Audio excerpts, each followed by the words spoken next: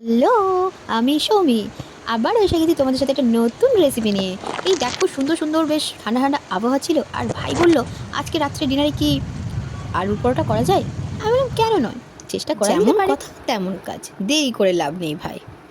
অতএব আলুগুলোকে ভালো করে সেদ্ধ করে নিয়ে তারপর ম্যাশ করে তার মধ্যে ধনে মশলাগুলো গুঁড়ো, দিয়ে জিরে দেবো, গুঁড়ো, লঙ্কা গুঁড়ো, আর এই যে সবজি মশলাটাও আমি এতে অ্যাড করেছিলাম। বেটার ফ্লেভার, অল্প চিলি ফ্লেক্সও দিয়েছিলাম এতে, আর স্বাদ মতো নুন তো অবশ্যই লাগবে, সেটা তোমরা বুঝে দেবে। আমি এখানে মোটামুটি বাড়ির সবার জন্য দিয়েছিলাম। করছি, তো তাই 6টা আলু। এরপর দেখো আমি এখানে অ্যাড করে দিলাম মোটামুটি 3 থেকে 4 চামচ মতো ছাতু আর অল্প চিনি। আর লাস্টে মিশ্রণটাকে ভালোভাবে মেখে নিতে হবে। দেখো ময়দাটা কিন্তু মা আগে থেকেই আমার জন্য মেখে রেখে দিয়েছিল। হ্যাঁ, ময়দা মাখতে পারি ঠিক কথা, বাট আজকে আর ইচ্ছা করছিল না, তাই মাকে বললাম একটু করে দাও হেল্প। বাকি কাজ নয় আমিই করে নিচ্ছি। দেখো যেমনভাবে আমরা পিঠে করি, পিঠের পুর ভরি, ঠিক সেইভাবেই সুন্দর করে যাতে পুরটা সব দিকে যায়, তো সেরকম মতো বেশি করে একটু দিতে হবে পুরটা। তো এইভাবে আমি যেমনভাবে করছি সেইভাবে তোমরা করো, রেখে দিও করে।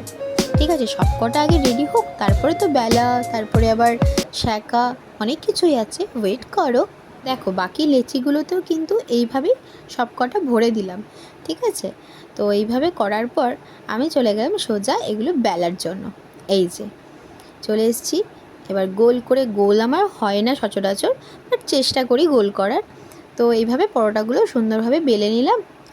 অল্প তোমরা তেলও নিতে পারো, এখানে আমি একটু ময়দাই ইউজ করেছি। ঠিক আছে, এবার ওভেনটা অন করে তারপর তাওয়াটাকে একটু হিট হতে দেব। তারপর এক এক করে এই যে দিয়ে দিলাম। এপিট ওপিট ভালোভাবে সেঁকা হয়ে আসলে তারপরে কিন্তু আমরা তেল দেব। তার আগে কিন্তু তেল দিলে হবে না, কারণ রুটিটা কাঁচা থেকে যাবে, সাইডগুলো কাঁচা থেকে যেতে পারে। তো ওই জন্য ভালো করে এপিট ওপিট সেঁকে নেব। দেখো এইভাবে। তারপর আমি একটু করে অয়েল দিয়েছি। সত্যি কথা বলতে পাকাপোক্ত নই, কিন্তু যেটাই পারি মন দিয়ে করি, চেষ্টা করি পারার। মায়ের মতো পারফেক্ট ঠিক করতে পারি না, আর যদিও মায়ের মতো হওয়ারও চেষ্টা করি না, কারণ মা তো মাই, মায়ের মতো কি আর অন্য কেউ হতে পারে? না না, কোনো দিনই হতে পারে না। যাই হোক, বাদ দাও। দেখো আমি চেষ্টা করে কিন্তু লাস্টেরগুলো কিন্তু ভালোই করেছি, একটুও ছেঁড়া ফাটা হয়নি। ফার্স্টের দিকেরগুলো একটু ছেঁড়া ফাটা হয়ে গিয়েছিলো, সব মশলাগুলো বেরিয়ে যাচ্ছিলো, বাট এটা হয়নি। সত্যি বলতে আলুর পরোটার সঙ্গে কিন্তু আচার বা মিষ্টি হলেই চলে যায়, কোনো তরকারি লাগে না।